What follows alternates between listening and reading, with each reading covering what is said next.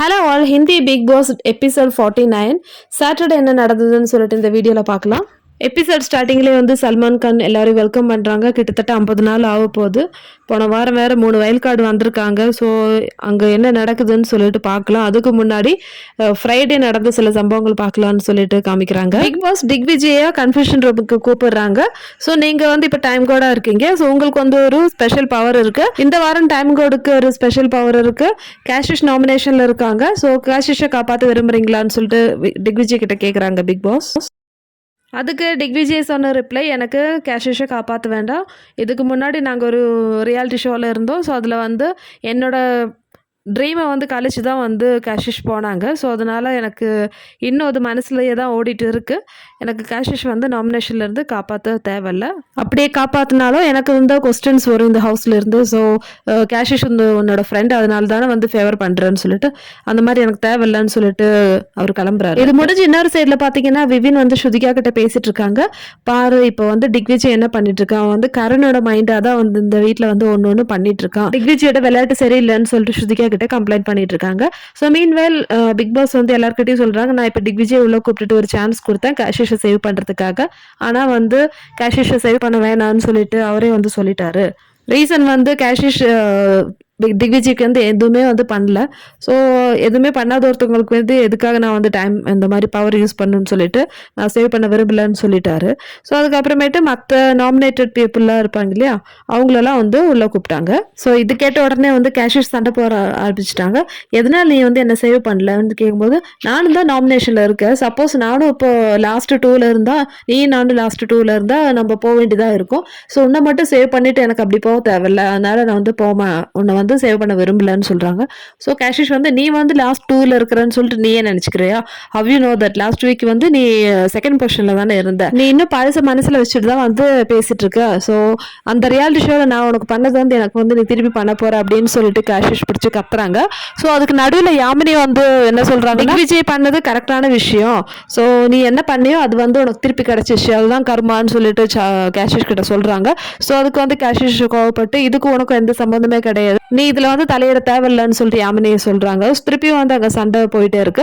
இதுக்கு நடுவில் தான் வந்து யாரெல்லாம் வந்து நாமினேட் ஆனவங்களோ அவங்களாம் வந்து கன்ஃபெஷன் ரூம்ல இருக்காங்க. ஸோ பிக் பாஸ் வந்து ஒரு குறும்படம் காமிக்கிறாங்க.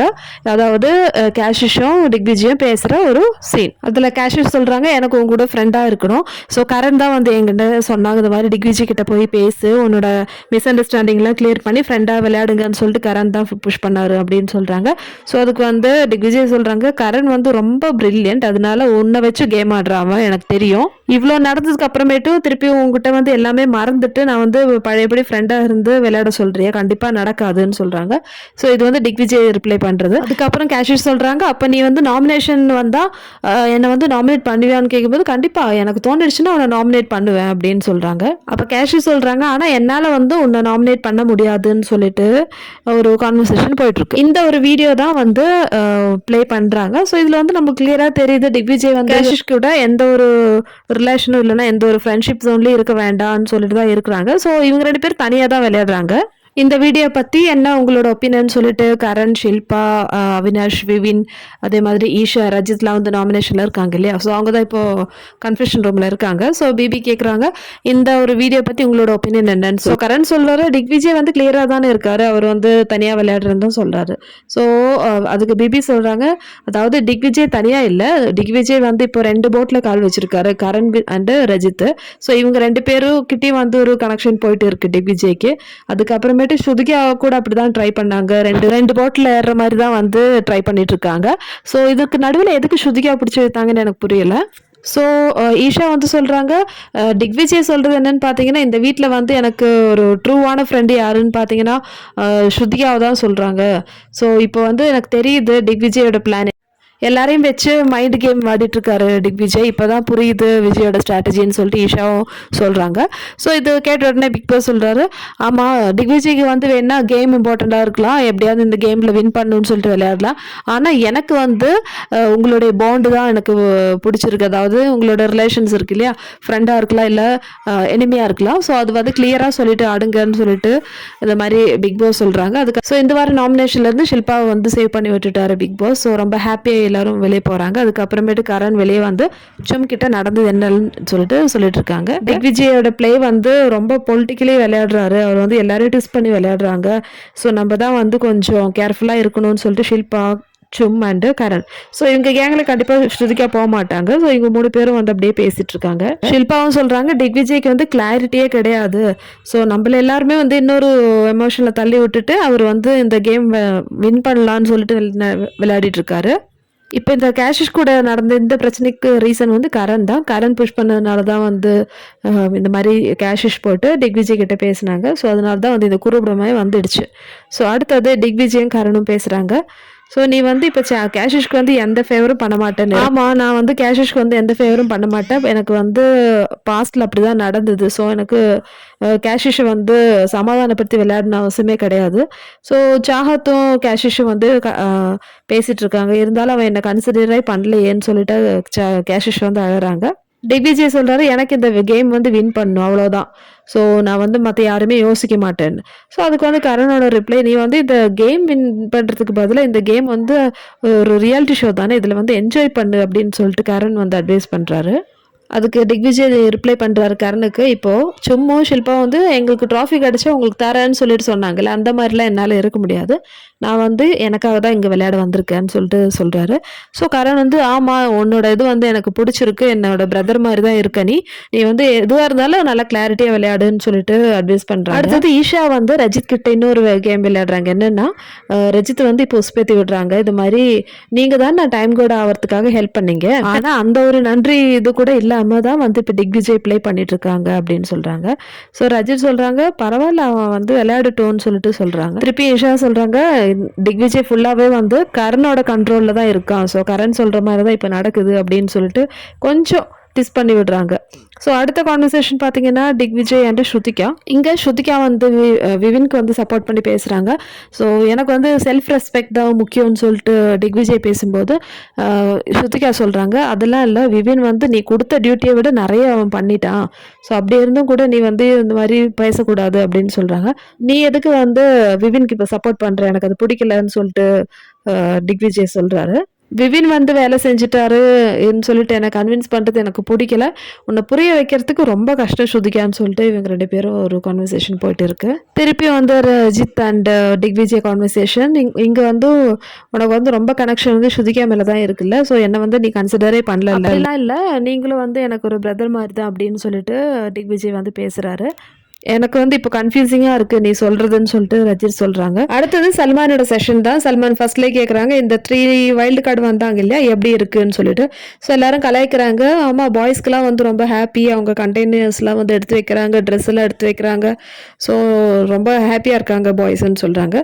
ஸோ ஷில்பா சொன்னாங்க நானும் ரஜித்தும் சண்டையில் இவங்க வந்தது வந்து நான் நோட்டீஸ் கூட பண்ணல அப்படின்னு சொல்கிறாங்க.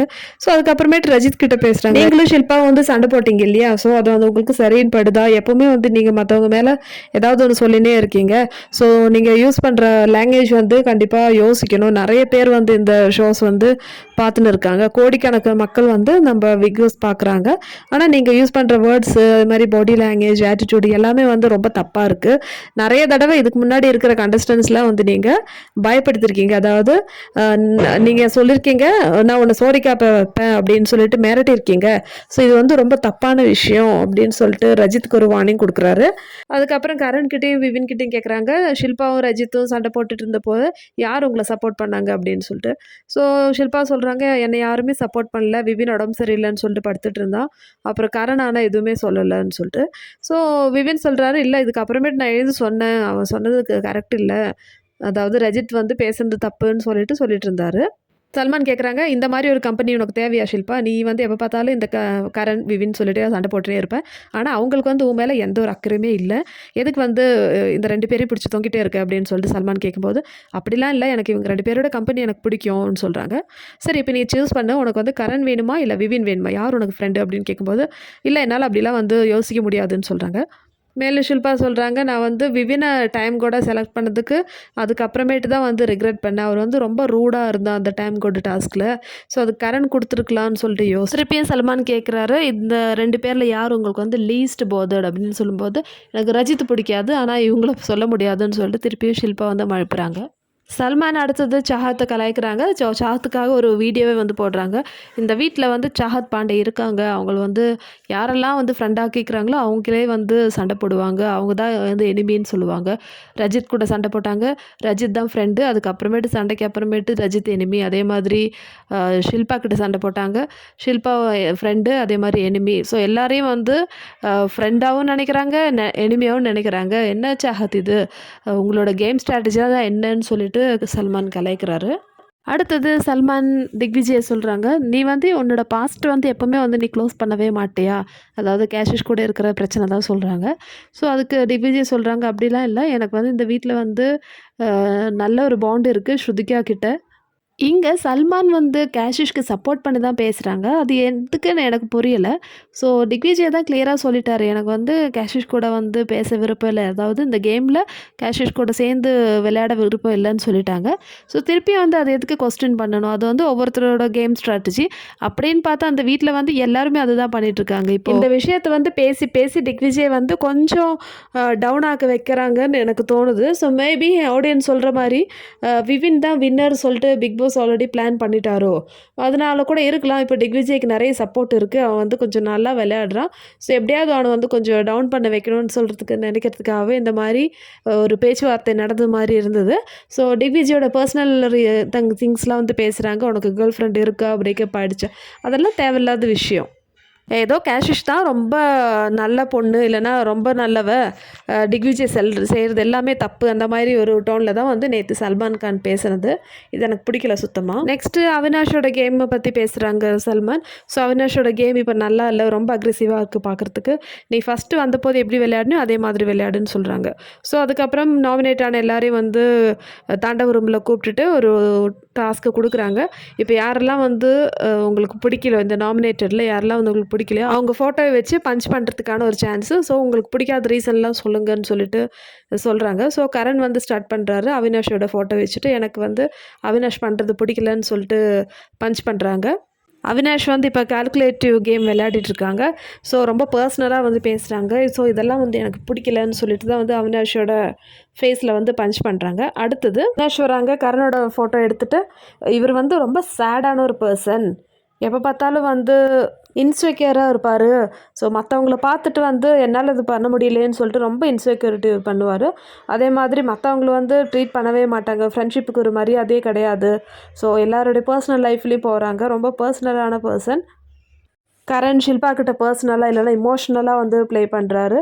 ஸோ ஷில்பா பண்ணுறது தெரியும் கரணுக்கு, இருந்தாலும் வந்து அதை வச்சு வந்து ஒரு இமோஷனல் ப்ளே தான் பண்ணிகிட்ருக்காரு. அதே மாதிரி ஸ்ருதிகா கிட்டே அப்படி தான் பண்ணாங்க. இதே மாதிரி இந்த டாஸ்க் வந்து கண்டினியூ ஆகிட்டே இருந்தது. நெக்ஸ்ட்டு சாஹத் வந்து விவினை வந்து அக்ரெசிவ்னு சொல்லிட்டு ரீசன் சொன்னாங்க. நெக்ஸ்ட்டு திக்விஜய் கேஷிஷை வந்து செலக்ட் பண்ணாங்க. ஸோ கேஷிஷ்க்கு சொல்கிற ரீசன் நம்மளுக்கு தெரியும். ஸோ அடுத்தது ஆலிஸ் வந்து கரணை வந்து ஃபேக்குன்னு சொல்கிறாங்க. ஸோ இந்த மாதிரி தான் வந்து கேம் ஃபுல்லாகவே போயிட்டுருந்தது. இது முடிஞ்சு வெளியே வரும்போது இங்கே ரஜித்துக்கும் திக்விஜய்க்கும் சண்டே ஆகுது. ஸோ திக்விஜய் சொன்ன விஷயங்கள், ரஜித்தை நம்ப முடியாது, அந்த மாதிரி நிறைய விஷயங்கள்லாம் வந்து சல்மான் கிட்ட பேசினாங்கல்ல. ஸோ அதை பற்றி வந்து ரஜித் வந்து சண்டை போடுறாரு. ஸோ இதுக்கு நடுவில் வந்து யார் சாராவை நம்ம சொல்கிறாங்க, உனக்கு வந்து ஒரு நன்றி கடனே இல்லை, அதாவது திக்விஜய் கிட்ட உன்னை டைம் கூட ஆக்கினது ரஜித் தான், ஆனால் அவங்ககிட்டே வந்து நீ இப்போ போய் சண்டைக்கு போடுற அப்படின்னு சொல்லிட்டு அங்கே சண்டை போயினே இருந்தது. ஸோ இதுக்கு நடுவில் நம்ம சல்மான் வந்து அப்போ இதோட இந்த எபிசோட் முடியுது, எவிக்ஷன் ப்ராசஸ் நாளைக்கு பார்த்துக்கலான்னு சொல்லிட்டு வணக்கம் சொல்லிட்டு கிளம்புறாரு. ஸோ இந்த எபிசோடில் ஃபுல்லாகவே வந்து நம்ம ஸ்ருதிகாவுக்கு எந்த ரோலுமே கிடைக்கல. இது வந்து வேணும்னு பண்ணுறாங்களா இல்லை ஸ்ருதிகாவோட இம்பார்ட்டன்ஸ் கம்மி பண்ணுறதுக்காக பண்ணுறாங்களா தெரியல. ஸோ பிக் பாஸ் பொறுத்த வரைக்கும் அவங்க வந்து சில பேரை வந்து டாப் 5ல் வந்து ஆல்ரெடி ப்ரெடிக்ட் பண்ணிட்டாங்க. ஸோ அவங்க தான் போகணுன்னு ஒரு நிலைமையில தான் இருக்காங்க. ஸோ எல்லாமே வந்து பிக் பாஸ் டிசைட் பண்ணுற மாதிரி தான் நடக்கும். இந்த வாரம் ஃபுல்லாகவே ஸ்ருதிகா அவங்களுடைய எஃபர்ட் வந்து கொடுத்துருக்காங்க. ஆனால் அவங்கள பற்றி எதுவுமே சொல்லாமல் இருந்தது என்ன பிளானிங் சொல்லிட்டு எனக்கு புரியலை. அடுத்தது எவிக்ஷன் வந்து நாளைக்கு ஏதாவது சண்டே நடக்க போகிறது ஆலிஸ் தான். ஆலிஸ் வந்து வீட்டிலேருந்து வெளியே போகிறாங்க. அப்போ சரி மக்களே, இந்த வீடியோ பிடிச்சிருந்த சேனல் லைக் பண்ணுங்கள், ஷேர் பண்ணுங்கள், சப்ஸ்கிரைப் பண்ணுங்கள். இதே மாதிரி பிக் பாஸோட அப்டேட்டோட அடுத்த வீடியோவில் பார்க்கலாம்.